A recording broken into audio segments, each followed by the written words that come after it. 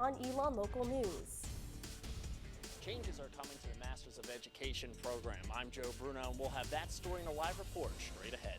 Out-of-state students could face issues in registering to vote in North Carolina. I'm Brenna McDavid. I'll have the story for you coming up next. I remember watching that footage on TV. It was just like surreal. 8 years after Hurricane Katrina ripped through the Gulf, one student remembers how her life was changed. I'm Megan Ford. And I'm Sky Cowens. Elon Local News starts right now.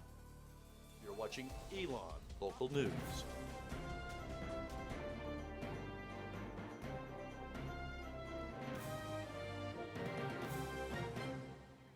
Good evening, and thanks for joining us. We begin tonight's with the news about the Israel-Jordan-Palestine winter term trip at Elon. Students planning on going on the trip received an email this afternoon saying the trip is canceled. The Isabella Cannon Center said the trip was canceled because of low enrollment. If you're still looking to study abroad this winter term, visit the Study Abroad website to see what trips are still available. New budget cuts in North Carolina will impact the future of Masters of Education students. Joe Bruno is live in the studio to tell us more. Joe? Well, Sky and Megan, Governor McCrory is calling his budget the largest spending on K-12 education in state history, but there will be some cuts, and that will affect future Masters of Education students here at Elon. I feel devoted to the students of this state and to the schools of this state and for increasing public education no matter what administration comes through Raleigh. The current Masters of Education graduates earn a 10 to 15% bonus in their salary, but that will stop after the class of 2013. But when students like Keith graduate from a North Carolina graduate school with this degree, he will be on the same pay scale as someone with a bachelor's in education. And that's because Governor McCrory's $7.9 billion education budget doesn't ensure raises for those with master's degrees. They're doing the most important work imaginable in the world, and for very low pay.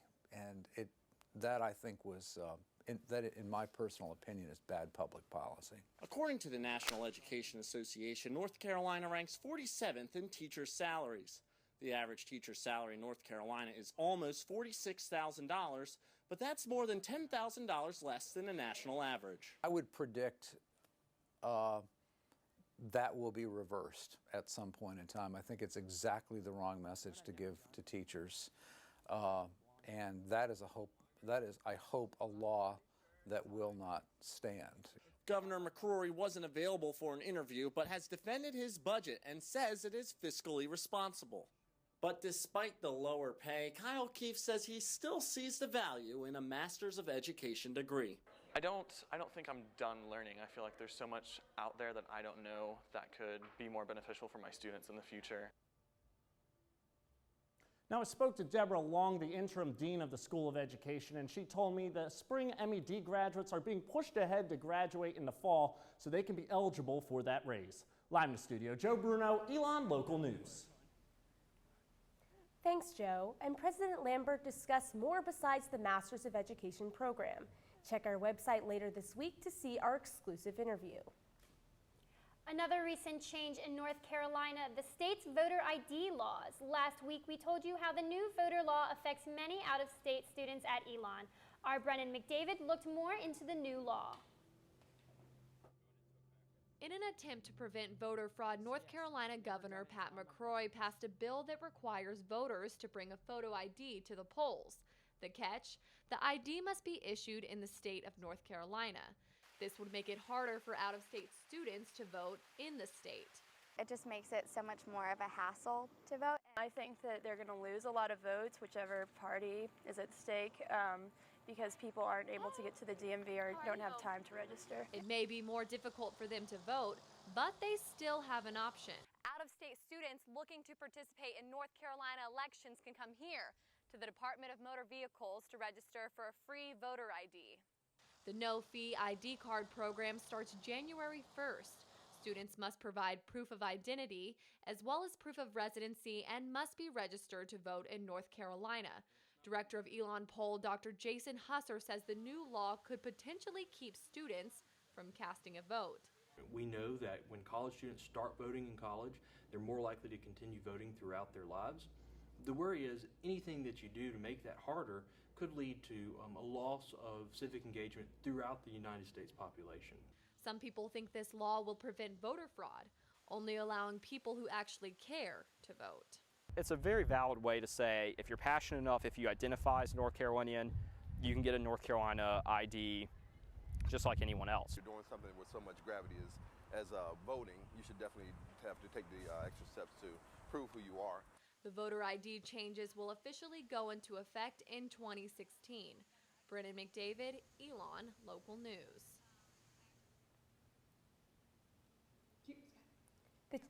The changes don't end there. The law also reduces the early voting period and stops pre-registration for 16 and 17-year-olds. Several precinct lines are also being redrawn across the state. It's a movement that started at the end of last semester, but 4 months later, Memorial Monday protesters still want the same thing. They want lawmakers in Raleigh to listen. The Moral Monday protest turned into Moral Wednesday this past week to honor the 50th anniversary of Martin Luther King Jr.'s March on Washington. Protesters gathered in 13 locations across the state, including Greensboro and Chapel Hill, for their largest protest yet. The gatherings are led by members of the NAACP who are unhappy with some of the recent changes in North Carolina by the Republican-led state legislature.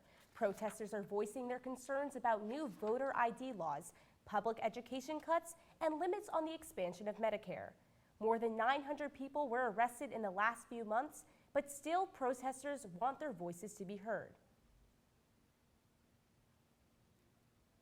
This is not a commemorative event. This is an event that's saying we're going to heed Dr. King's call at the end of his speech to go home and organize, to go back to the South and organize, and we're going to pay our respect to him by doing just that.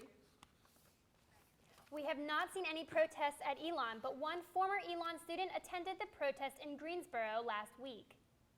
Earlier in this year, when the Moral Monday movement was getting started, I thought that it was really important, as a young person, as someone who just got the right to vote a few years ago, to come down and to be involved. A new tax bill passed by Governor Pat McCrory may not change Elon's main tax exemptions, but Elon is waiting for answers about how the new taxes will affect students. Starting January 1st, the new bill will require universities, including Elon, to start taxing food and tickets to school events. Jason Husser of the Elon University poll thinks the meal plan taxes may cause problems for students. It's going to take a little while to see how the bureaucracy enforces some of these changes. We could see a hike in certain student fees as a result of it. The North Carolina Department of Revenue met Thursday with Elon's Vice President for Finance and Business Technology, Gerald Whittington. He tells ELN there are no updates on the new taxes. From state politics to Elon politics, Elon Student Government Association swore in 3 new members on Thursday to replace 3 members of the sophomore class who resigned over the summer. The former sophomore class Vice President, Ruth Robinson, Class Secretary Natasha Shattini, and Senator Connor Janda all resigned over the summer. These positions will be filled by Matthew Crehan, Madison Goslin, and Brittany Armstead. SGA members say they do not know the reason behind the resignations. Elon Local News reached out to the former SGA members, but they refused to comment. After 4 days of silence, Loaves and Fishes Christian Food Ministry in Burlington is finally speaking out about its sudden closure. Director of Loaves and Fishes Brenda Allen released a statement Saturday night saying the food pantry closed because of financial reasons.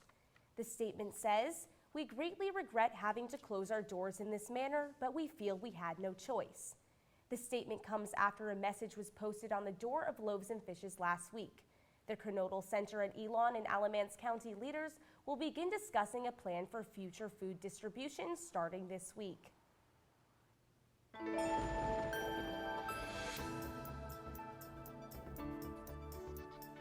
We got some sun at Elon this weekend, but also some rain. Our Eric Halperin joins us in downtown Elon with what we can expect this week. Negative sky, minus a couple of showers that ran through. Labor Day weekend could not have been better. Yesterday did end with some rain, and later tonight there could be some more of that. You may have woken up to some clouds this morning, but now it is beautiful out here. 85, sunny, not a cloud in the sky. Those clouds could come back, but only stay around until Wednesday. Let's take a look at that Phoenix 5-day forecast. Clouds will be around tomorrow, but then look at Wednesday and the rest of the week. We've got sun and temperatures in the mid-80s every single day. Now let me remind you, it is still hurricane season, so there could be some storms later this season, but for this week, we are looking great. Thanks, Eric. It's one of the worst natural disasters in U.S. history, and 8 years after Hurricane Katrina blew through New Orleans in 2005, the damage is still fresh. But for one Elon student, the hurricane hits even closer to home. Members of the Gulf started the school year just like any other freshman at Elon. But only 8 years ago, what should have been a normal start to her 5th grade year was interrupted in a big way by Hurricane Katrina. My mom just had a feeling that it was going to be worse than the meteorologists thought it would be. McKenna was only 9 years old when her family fled the Category 5 storm that busted levees and flooded the streets of New Orleans. I had this little pink roller backpack and I had maybe 4 outfits in it. But after only a few days, McKenna realized going home was not an option. I remember watching that footage on TV. It was just surreal, you know. And I think at that age I didn't really understand what was happening. I mean, I was 9, so I just thought oh, maybe in 2 weeks we'll be able to move back. McKenna was forced to move with her family to Maryland, where they lived in a hotel for 4 months. Cut off from friends back home, McKenna had to adjust to a new school and a new life. So it was kind of hectic that I had to figure out my schedule and what language I wanted to take, and with all of that, we were living in a hotel. Despite all the obstacles, McKenna graduated and chose Elon as her new home, but she still wants people to remember the powerful impact Katrina had and still has today. Just because issues aren't on the news daily or in social media all the time, that people are still struggling from them, that we should be mindful and thankful of what we have. Addie Haney, Elon Local News. Members of the Gulf Coast community gathered on Wednesday to remember the nearly 1,800 lives lost. In New Orleans, small groups met to call attention to climate change and the eroding coastline while in Waveland, Mississippi. The Ground Zero Hurricane Museum opened to the public. Coming up on Elon Local News, there was a higher police presence on campus this past weekend. We have tips on how to stay safe. Internships may be a requirement to graduate for some students, but unpaid internships are taking big hits to their wallets.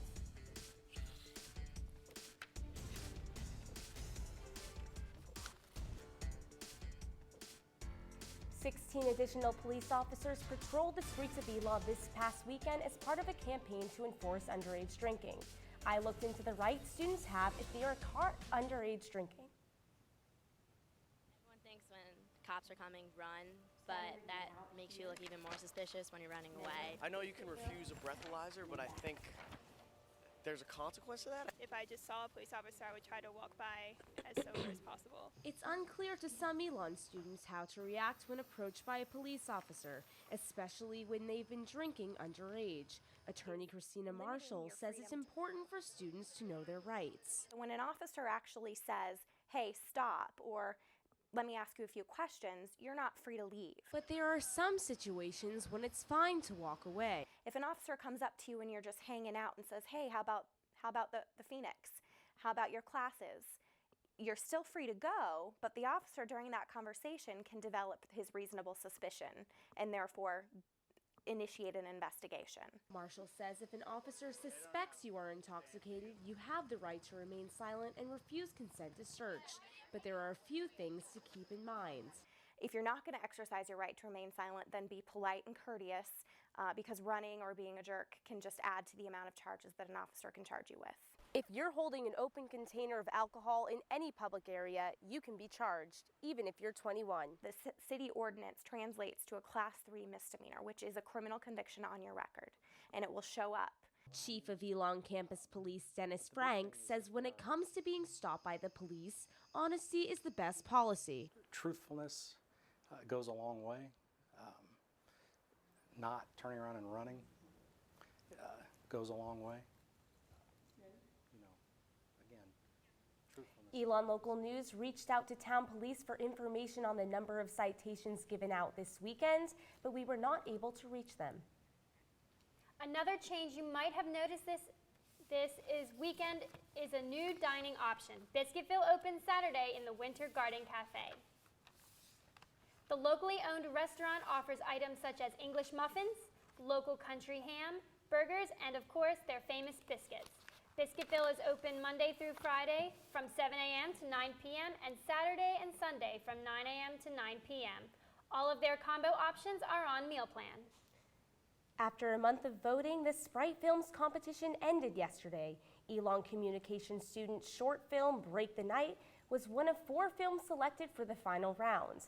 The winning film will receive $5,000 and will have the opportunity to work on a $30,000 contract with Coca-Cola Company. The winner of Sprite Films competition will be announced on Wednesday. Coming up, some Elon students are required to complete internships to graduate. Why some students are upset about the cost of this experience. Also, we have you covered on all the highlights from this week's sports.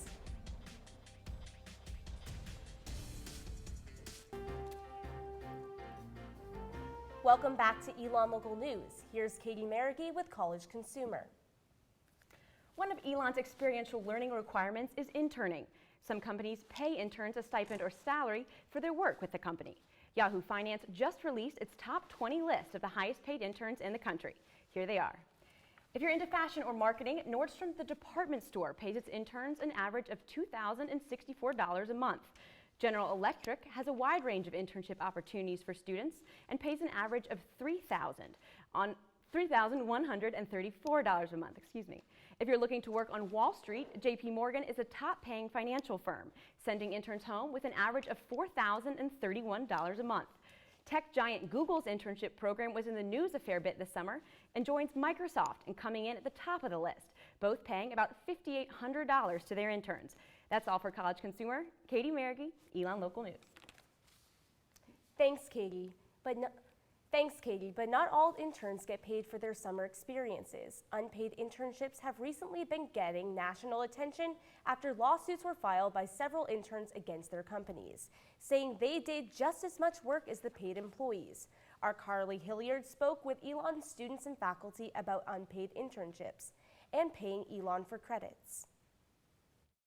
I definitely do have mixed feelings about it. Junior Matt Feather worked more than 600 hours for minor league baseball team, the Bowie Bay Sox, this summer, but he wasn't paid. I did get the great experience from it and learned a lot, but at the same time, I wish I had gotten compensated a little bit because I did do a lot of work. And Feather isn't alone. Senior Jacob Grady also had an unpaid internship and says he did just as much work as some of the paid employees. I'm doing the same kind of work that my boss is doing. Whenever he's too busy or can't be in, he's giving his jobs for the day. So he gets paid for it, but I haven't. Completing these internships for credit also comes with a cost. Elon charges students $443 per credit. Grady paid $886 for his 2-credit internship, and Feather worked enough to get 6 internship credits, totaling more than a $2,500 charge to his tuition bill. Can't buy groceries with experience. These unpaid internships may not pay the bills, but Director of Experiential Education, Pam Brumbaugh, says that doesn't always stop Elon students from taking them. Whether they're paid or unpaid, we see the payoff of students doing internships. Internships can be expensive, but Brumbaugh says the networking opportunities students receive make paying worth it. But let's rename it. Let's call it, instead of unpaid, let's call it pay it forward. That idea is that the payoff is so great from doing an internship. Feather and Grady both say their experiences were worth the money, but they agree they won't do an unpaid summer internship again. Carly Hilliard, Elon Local News. Brumbaugh says around half of Elon's summer interns complete paid internships, while the others do not. She also says more paid internship opportunities tend to be available for business students, while communications and liberal arts students tend to settle for no pay. Coming up, Justin Beagle is live in the studio with the latest in sports.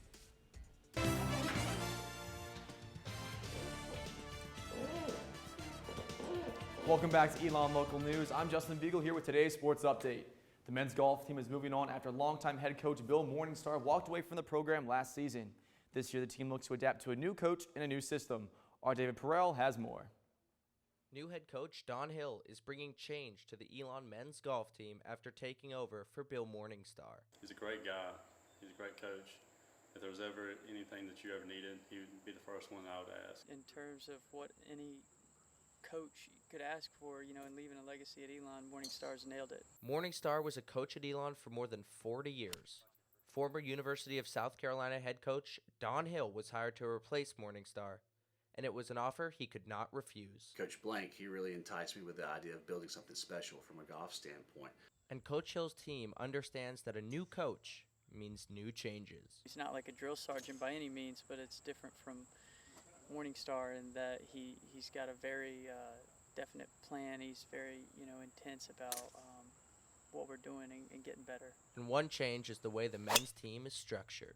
We've changed how we do our recruiting process. We've changed how we're going to structure practice. We've changed how we structure our communication, which is ultimately the most important thing we do. While things have changed with the departure of Bill Morningstar, new men's head coach Don Hill hopes to bring the team together and win a conference championship. David Perel, Elon Local News. You can catch Coach Hill and the rest of the men's golf team a week from today in Florence, South Carolina at the Spring Hill Suites Intercollegiate event. Now on to soccer news. Winning a conference title is tough. Defending it is even harder, unless of course you're the Elon's men's soccer team, who this season look to defend their SoCon title for the third consecutive year. However, winning the title this year will be a lot harder than in years past. The team no longer has all SoCon forward Chris Thomas or midfielder Gabe Teague in the lineup, two seniors who helped lead the Phoenix to last year's title over Wofford. I spoke to junior Nathan Dean and head coach Darren Powell about what it will take for the team to go for a three-peat. It's certainly not an easy task. One that we've been talking about though, and we go into every season. That's one of our main goals, is to win the championship. So it's something we're looking to do, but it's not an easy task, and we're certainly aware of that at this moment. As long as they give their best every single game and leave nothing on the field, then the season will be a success regardless of where you finish.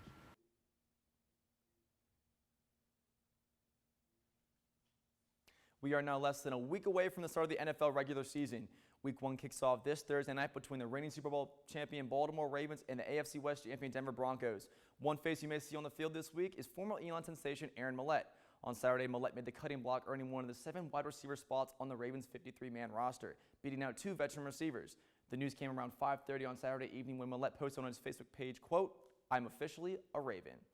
Millette had 9 catches for 142 yards and 2 touchdowns in 4 preseason games. Now that's all we have for this week in Elon Division I athletics, but all Elon students had the chance to show off their athletic skills this past Friday at Sports Fest. South Campus was covered with hundreds of people who decided to show up for the traditional campus rec event. Groups including our own Elon Local News team fought for first place in dodgeball, tug of war, and much more. For more on Sports Fest, tune in tomorrow at 9:50 for our first ELN morning of the year, where our anchor Ashley McGettrick and College Coffee correspondent Matt Lee will take you through their Sports Fest experience. It isn't just Sports Fest that will be featured on our morning show tomorrow. We'll have more from our exclusive interview with President Lambert and ELN morning anchor Jasmine Turner. We'll take you behind the scenes of all fall musical editions. Then on Wednesday at 6 p.m., listen live to our first ELN radio broadcast of the year on WSOE 89.3 FM. And rounding out the week, Elon Local News' first web exclusive will be on our website Thursday night. That's all the time we have for this Elon Local News. Be sure to stay with us throughout the week for all the news that matters to you. You can like us on Facebook and follow us on Twitter. We'll be posting content on our website at elonlocalnews.com throughout the week. From all of us here at Elon Local News, have a great week, Elon.